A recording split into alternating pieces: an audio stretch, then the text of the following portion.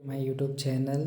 हमने इससे पहले डिस्कस किया था क्या पॉलिनेशन के बारे में। अब हम एजेंट्स ऑफ पॉलिनेशन को देख लेते हैं। ठीक है, जल्दी से। एजेंट्स ऑफ पॉलिनेशन क्या होते हैं? Plant uses to by abiotic in wind और water in non living things and a biotic one biotic that is animal agents to achieve pollination. ठीक है जी, पहला जो पॉइंट है विंड पॉलिनेशन क्या होता है? Pollination through wind and the pollen grains must be light. देखो, pollination through wind is called wind pollination. ठीक, अब पॉलिन ग्रेन्स की प्रॉपर्टी क्या होनी चाहिए विंड पॉलिनेशन अच्छे से हो इसके लिए? तो पॉलिन ग्रेन्स क्या होनी चाहिए? मस्ट बी लाइट वेटेड, हल्के होने चाहिए ताकि हवा में तैर सके।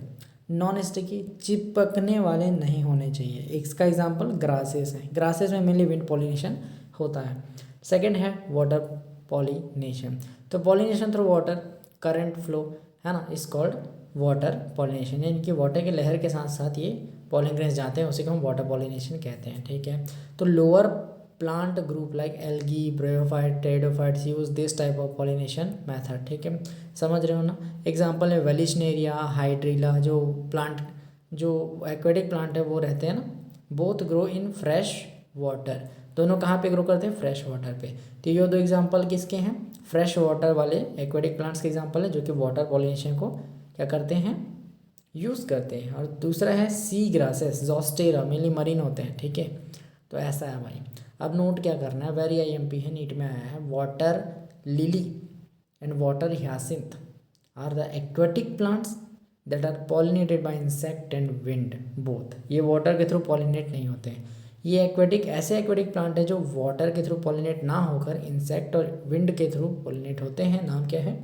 वाटर लिली और वाटर ह्यासिंथ। देखो, वाटर टर्म आ रहा है तो मेनली नीट में कैसे पूछेगा? ये तो आपको एग्जांपल दे देगा। ठीक है, और बोलेगा कि इनमें से कौन सा वाटर या विंड वाटर पॉलिनेटेड वाला एग्जांपल नहीं है, और वाटर लिली दे देगा, वाटर ह्यासिंथ दे देगा। आपको दोनों टिक करना है कि ये दोनों वाटर पॉलिनेटेड से नहीं होते हैं। ठीक है, पॉलिनेशन का एग्जांपल नहीं है, ये विंड और इंसेक्ट पॉलिनेशन का एग्जांपल है। बहुत ज़्यादा कंफ्यूज करता है इस क्वेश्चन में। वाटर लिली, वाटर ह्यासिंथ दोनों के दोनों इंसेक्ट और विंड से पॉलिनेट होते हैं, वाटर से पॉलिनेट नहीं होते। ये वाटर को यूज़ नहीं करते वैटे के रूप में। नीट में कई बार आया, बोल रहा हूँ इस बार भी आएगा। IMP है इस चैप्टर से, ये क्वेश्चन बहुत ज़्यादा पूछा जाता है। प्लीज़ इस चीज़ को लिख लेना कहीं अपने टेबल डेस्क के ऊपर या फिर दीवार पे चिपका देना। ठीक है, ये स्टेटमेंट महा इम्पॉर्टेंट है, ब्रह्मास्त्र है। ठीक है जी, ऐसा है। अब हमने क्या पढ़ा, यहाँ पे नोट पढ़ लिया। अब हम यहाँ पे आगे देखते हैं second point. In insect pollinated flowers nectar is present in the flower. ठीक है, जो कि इंसेक्ट सक करता है उसको, this nectars and the pollen attach to their feet. जैसे ही वो इस नेक्टर को, रस को चूसने के लिए आते हैं तो उनमें, उनके पाँव में है ना, नेक्टर जो पॉलन ग्रेन्स हैं वो अटैच हो जाते हैं, चिपक जाते हैं। When this insect suck the other flowers nectar, जब ये जो इंसेक्ट है वो दूसरे फ्लावर में जाके बैठते हैं टू सक देयर नेक्टर, तो इनका जो पॉलन ग्रेन जो पैर में लटका हुआ था उन फ्लावर के स्टिग्मा में जाकर छूट जाता है। ठीक है, और इस तरीके से इंसेक्ट्स जो है वो क्रॉस पॉलिनेशन में मदद करते हैं। ठीक है जी, समझ आया। एग्जाम्पल इसका है moth, spread pollen and yucca plant mutualism. ये moth and yucca plant mutualism जो कि एग्जाम्पल है इंसेक्ट पॉलिनेशन का। म्यूचुअलिज्म का मतलब सिम्बायोसिस होता है। मॉथ जो कि स्प्रेड करता है पॉलन को, yucca plant provide nectar, that's it, है ना। तीसरा पॉइंट क्या है? Floral rewards of the tallest, floral rewards of tallest flower. Tallest flower कौन सा है? एमॉर्फोफिलस, 6 फीट हाइट होती है, provide safe place to lay eggs. ठीक है, समझ रहे हो। अब आगे हम पढ़ते हैं आउटब्रीडिंग डिवाइसेस क्या होती है उसके बारे में। ठीक है, तो आउटब्रीडिंग डिवाइसेस क्या होती है? Continued self pollination. देखो, सेल पॉलिनेशन बहुत ज़्यादा हो रही थी। ठीक है, तो continued self pollination result in the inbreeding depression. To overcome this problem cross pollination is required and self pollination should be avoided. ठीक है जी, तो देखो, लगातार सेल पॉलिनेशन होती है तो एक जैसे क्लोन बनते जाते हैं। अब जितने ज़्यादा क्लोन बनेंगे वो उतने ज़्यादा वीक हो जाएंगे, क्योंकि वेरिएशन एक बहुत बड़ा स्टेप होता है इवोल्यूशन के लिए। आपने पढ़ा होगा ट्वेल्थ चैप्टर, क्लास 12th के 7th चैप्टर में।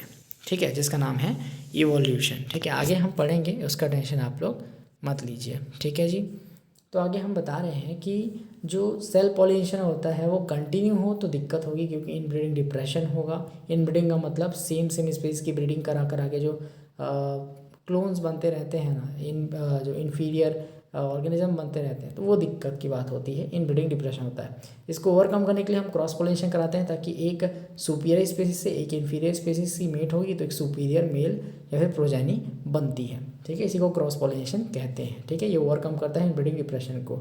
तो इस प्रॉब्लम को अवॉइड करने के लिए सेल पॉलिनेशन को अवॉइड करना पड़ेगा और क्रॉस पॉलिनेशन को अडेप्ट करना पड़ेगा। ठीक है, तो इसी को हम आउटब्रीडिंग डिवाइसेस कहते हैं, जो प्लांट खुद ब खुद अडेप्ट करते हैं। तो उनमें से पहला है सेल्फ इनकम्पैक्टिबिलिटी।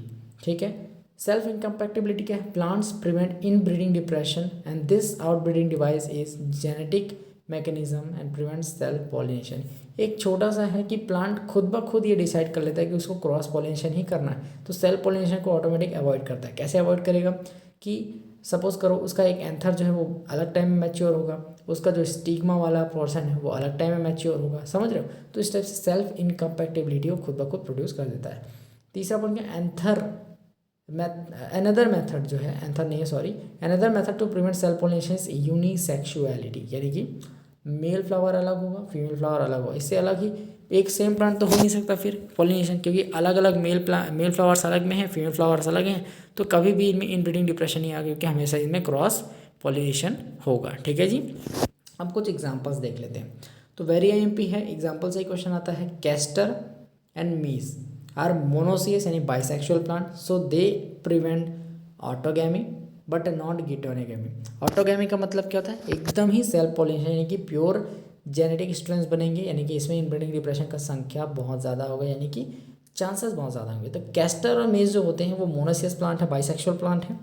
इनमें सेल्फ इनकम्पैक्टिबिलिटी के कारण ये ऑटोगैमी को तो प्रिवेंट कर लेते हैं, लेकिन गिटोनोगैमी यानी कि सेम प्लांट में एक फ्लावर से उसी दूसरे फ्लावर में सेम प्लांट के उसका पॉलिनेशन नहीं रोक पाते, यानी कि they prevent autogamy but not geitonogamy. Question कैसे आएगा कि which of the following prevents autogamy but not geitonogamy. तो एग्जांपल में कैस्टर और मेज दिया होगा, आपको टिक करना है और नंबर पाना है, आगे बढ़ना है। एक और क्वेश्चन आता है नीट में, जनरली पूछा जाता है, पपाया इज ए यूनिसेक्सुअल और डियोसियस प्लांट।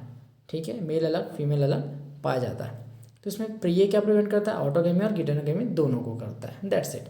तो which of the following is prevent autogamy and geitonogamy both, तो आपको टिक करना है पपाया और टिक करके आगे बढ़ना है, 4 नंबर पाना है, बस खत्म यार। छठवां टेक्निक जो होता है आउटब्रीडिंग डिवाइसेस में आता है, emasculation and bagging technique can also prevent the self pollination और cross pollination according to our need of desire product. ठीक है, सपोज करो हमें सेल्फ पॉलिनेशन नहीं करानी है, तो हम क्या करेंगे? स्टिग्मा को ऐसे झिल्ली से बांध देंगे, बटर पेपर से बांध देंगे, झिल्ली नहीं बोल रहा, ऐसे ही समझाने के लिए बटर पेपर से बांध देंगे और एंथर को कट कर देंगे, वही निकाल देंगे, ताकि चांस ही खत्म हो जाए सेल्फ पॉलिनेशन का। तो ये टेक्निक होती है जिसे हम बैगिंग टेक्निक कहते हैं। इमैस्कुलेशन का मतलब होता है क्या?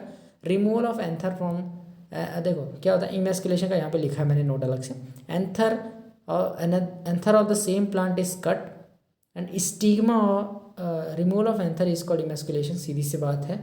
And the stigma, second point, stigma of flower is bagged with the butter paper at the same time and at the time of puberty it is pollinated with the desired pollen grains, क्योंकि हमें desired product चाहिए cross pollination के लिए। तो stigma, देखो stigma है ऐसा, ठीक, उसको हम बटर पेपर से कवर किए और यहाँ पे जो एंथर है उसको हम काट दिए।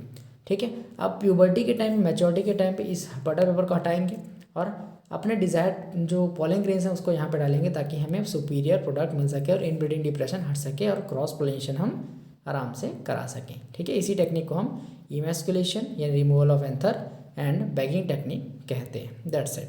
ठीक है जी, अब आगे हम डबल फर्टिलाइजेशन पढ़ते हैं। ठीक है, तो आगे हम कंटिन्यू करते हैं डबल फर्टिलाइजेशन को। ठीक है जी, तो डबल फर्टिलाइजेशन क्या होता है? ये फर्टिलाइजेशन का इवेंट है, मैंने बताया था अभी पॉलिनेशन।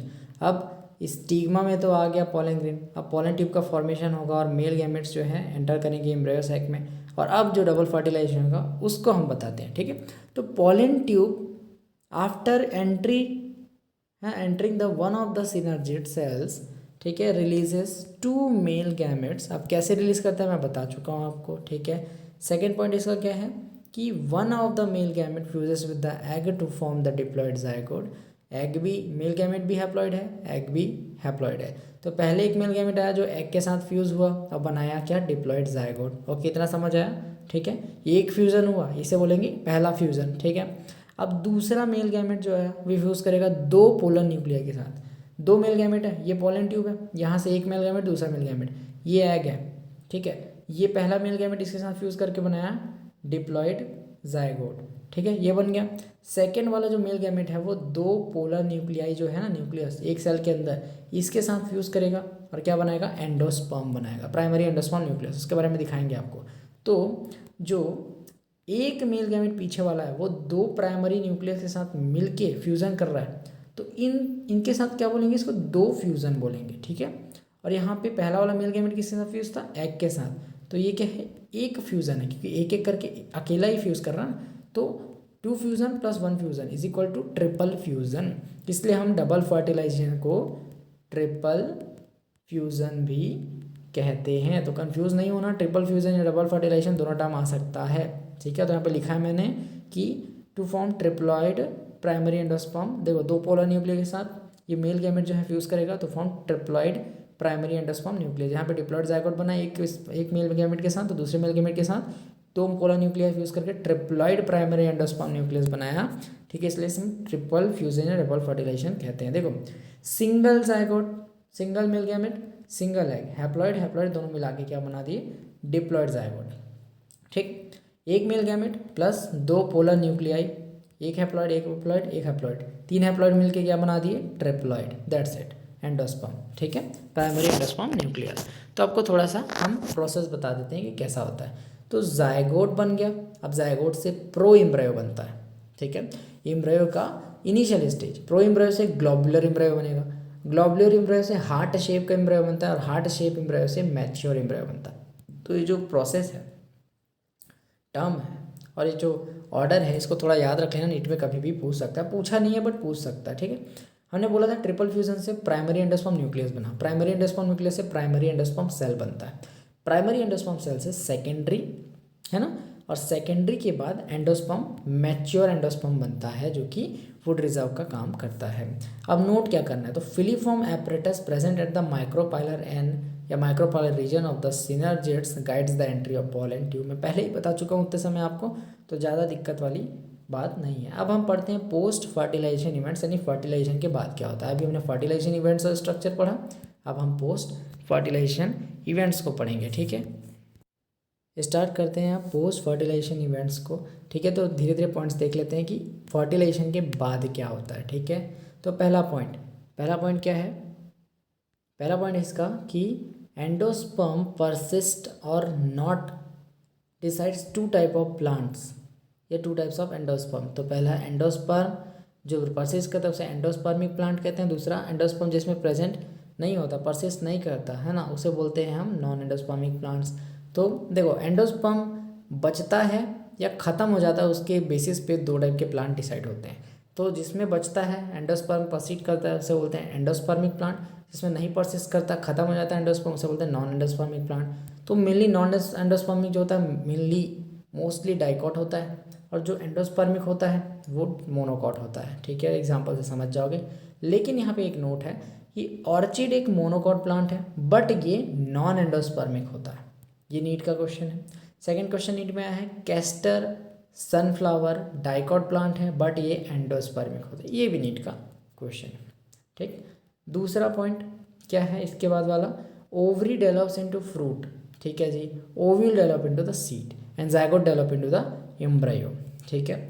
तो जायगोट एम्ब्रायो बनता है, ओव्यूल सीड बनता है, ओवरी क्या बनता है, फ्रूट बनता है, ठीक है। ये पहले पिछले चैप्टर में बता चुका हूँ आपको, बार बार नहीं बताऊँगा, लेकिन फिर भी यहाँ पे थोड़ा रिवाइज हो गया, ठीक है। डाइकॉट का embryo consist of embryonal axis and दो कॉटिलेडन, ठीक है।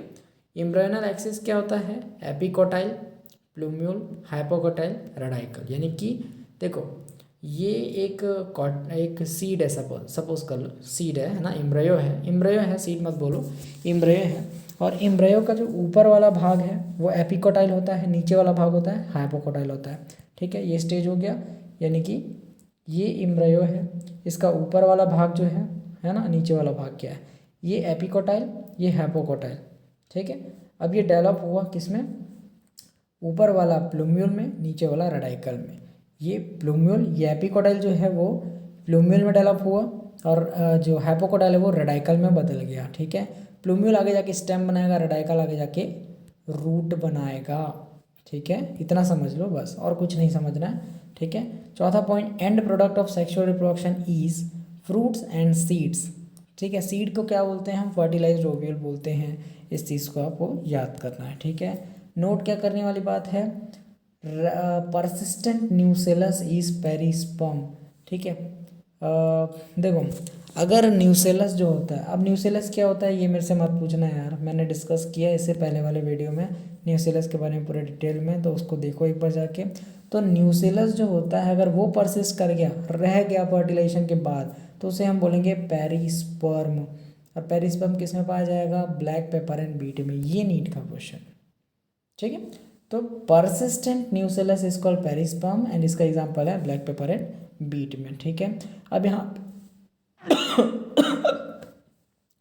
अब हम फ्रूट के बारे में यहाँ पे डिस्कस करेंगे, ठीक है, कि फ्रूट कितने टाइप के होते हैं, ठीक है, 2 टाइप के होते हैं। और इसको हम नेक्स्ट वीडियो में डिस्कस करेंगे, क्योंकि 16 मिनट का वीडियो हो गया है, तो ज़्यादा लंबा वीडियो नहीं बना रहा, ठीक है जी। तो मिलते हैं अनदर वीडियो में, तब तक के लिए जय हिंद, जय भारत।